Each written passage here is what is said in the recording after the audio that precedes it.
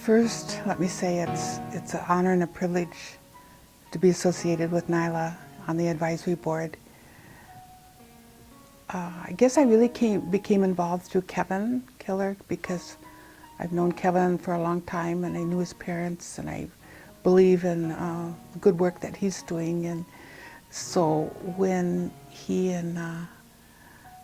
asked me to come and join NYLA as an advisory board and then go to the first retreat, and I was sold. I mean, it was just the most rewarding experience to be with the young people and to see their vision and their dreams, and what they were doing was to work on their projects or what they wanted to set forward for themselves. And it was just really exhilarating to be with them because you know, I'm up in age, and but it's so good to see these young people, you know, coming up in their leadership.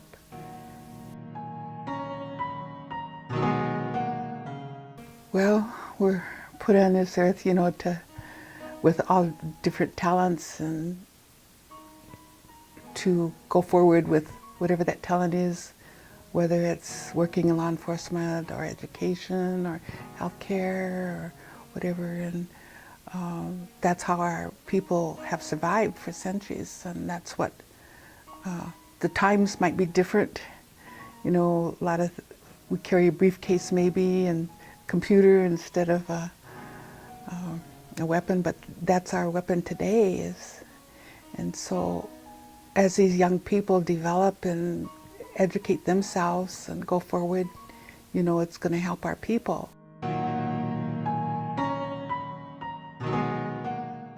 Absolutely. I mean, our people existed for centuries, and the system that we had in place was a very honorable system.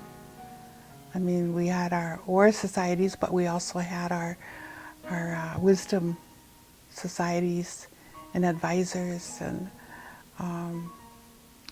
today it seems like, I don't know, from all my years of experience, there's a lot of that honorableness that isn't there. And I don't want to make a stereotype and judge overall, but I know, like, my parents in that generation, they were very honorable people.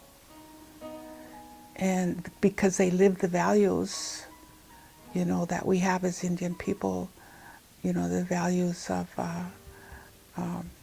you know, honesty and values of sharing, generosity, and they were brave. I mean, you know, like my grandfather took off when he was probably junior high age and moved to Hampton, you know, and he was taken to go to school there. And imagine what that would be in those days and age. You know, that wasn't very long after Little Bighorn. And so he learned out there and came back. And so I'm a firm believer that our value system that we have as traditional Indian people needs to be